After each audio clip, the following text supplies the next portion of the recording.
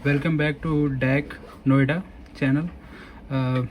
आज हम लोग ड्राइव को ऐड करके और स्टार्ट ड्राइव से इसको मोटर को रन करके आपको दिखाएंगे। ठीक है, तो हम लोग सबसे पहले TIA पोर्टल वर्जन 18 को हम लोग ओपन कर लेते हैं। ये ओपन हो चुका है जैसा कि आप लोग देख पा रहे हैं। फिर हम लोग जाएंगे, क्लिक करेंगे ऐड न्यू डिवाइस। यहाँ पे नीचे ड्राइव दिख रहा है, उस ड्राइव को हम लोग सिलेक्ट करेंगे और हम मेरी जो ड्राइव है वो सिनेमिक जी की है। ठीक है, इसको हम लोग क्लिक करेंगे। हम लोग की जो ये ड्राइव है सिनेमिक G120C, जैसा कि आप लोग स्क्रीन पे देख पा रहे हैं। इसमें हम लोग का जो सिलेक्ट है PN की है, FSAA 1.5 किलोवाट की है हम लोग की। तो यहाँ पे हम लोग सिलेक्ट कर लेते हैं और इसका वर्जन जो आप ये प्लेट पे देख रहे हैं उसके ये 4.7.9 ये लिखा हुआ है, यहाँ पे आप लोग स्क्रीन पे देख पा रहे हैं। फिर ओके, इसको हम लोग जब सिलेक्ट कर लिए हैं उसके बाद इसकी हम लोग कमीशनिंग करेंगे।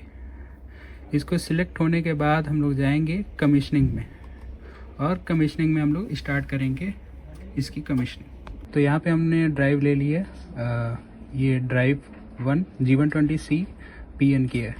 तो इसके ड्राइव कॉन्फ़िगरेशन में हम लोग जाएंगे। यहाँ पे हम लोग सबसे पहले इसका IP एड्रेस असाइन करेंगे, जो कि मैंने पहले से दे रखा है, यहाँ पे 3 है। तो IP एड्रेस हमने गिवन कर दिया है।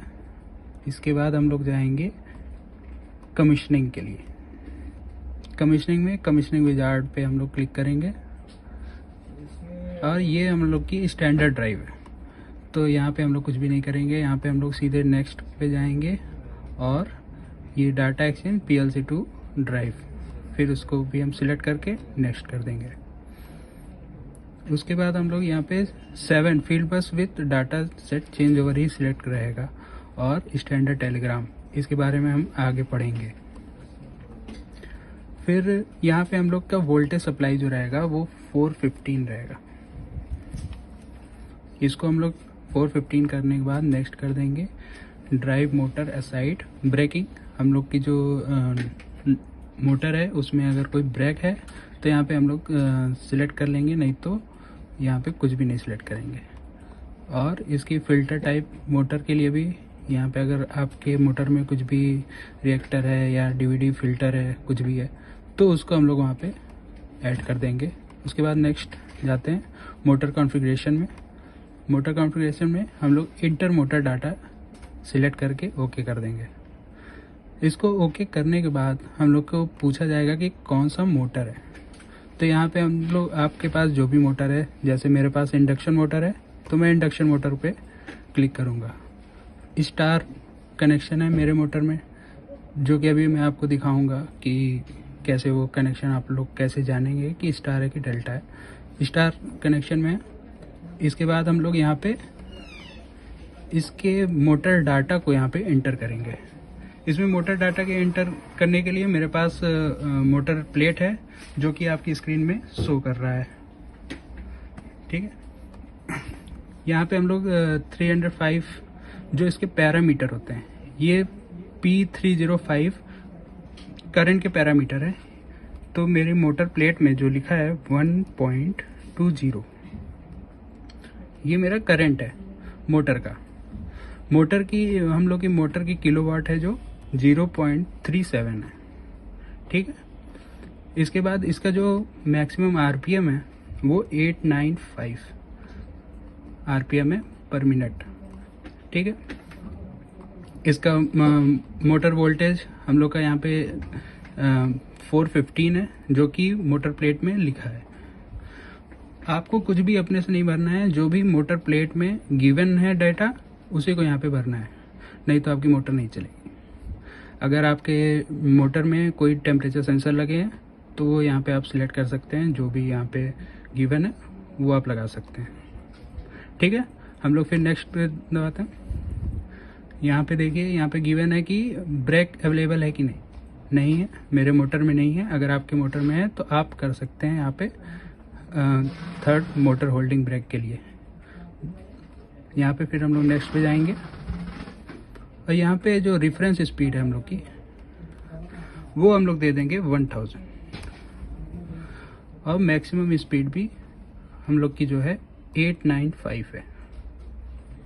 ठीक, रैंप अप टाइम क्या होता है, मतलब कितने सेकेंड में आपकी मोटर जो आप स्पीड दे रहे हैं उस स्पीड पे पहुंचने का जो टाइम होता है वो रैंप अप टाइम होता है। और रैंप डाउन टाइम उसी का उल्टा, जब आप कोई सेट स्पीड करते हैं अगर वो स्लो हो रही है तो 5 सेकेंड में स्लो होगी तो वो रैंप डाउन टाइम हो गया, अगर 5 सेकेंड में अप हो रही है तो रैंप अप टाइम हो गया। ठीक है, करंट लिमिट यहाँ पे हम लोग 1.20 रख देते हैं जो कि मोटर की करंट है। उसके बाद यहाँ पे हम लोगों को कुछ चेंज नहीं करना है, जो लीनियर कैरेक्टरिस्टिक में जाना चाहिए और मोटर डाटा जो हो वो स्टैंड स्टिल में ही हम लोग का जो डेटा को वो सेव कर ले। नेक्स्ट, इसके बाद हम लोग फिनिश कर देंगे इसको।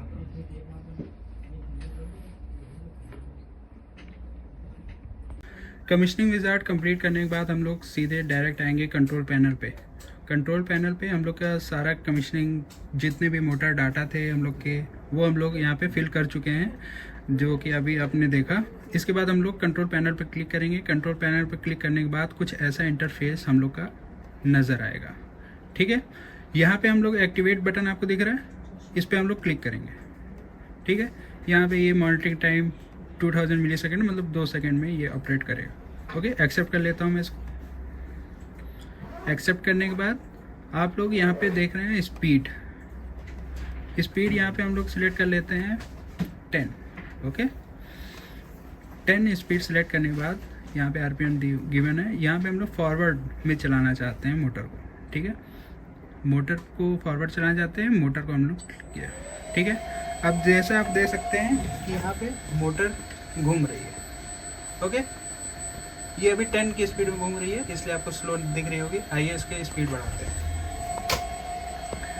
यहाँ पे हम लोग इसकी स्पीड कर देते हैं 100। ओके, अब देखिए हम लोग की स्पीड भी 100 हो चुकी है।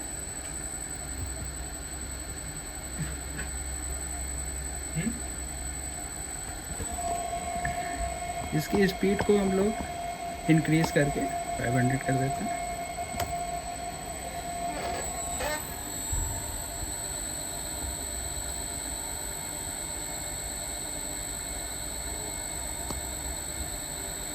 ठीक है, तो हम लोग यहाँ पे इसकी स्पीड यहाँ से कंट्रोल कर सकते हैं स्टार्ट ड्राइव के यूज़ करके। तो आपको ये वीडियो कैसी लगी आप ज़रूर कमेंट करके बताएं।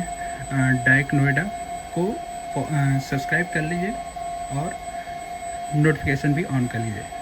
धन्यवाद।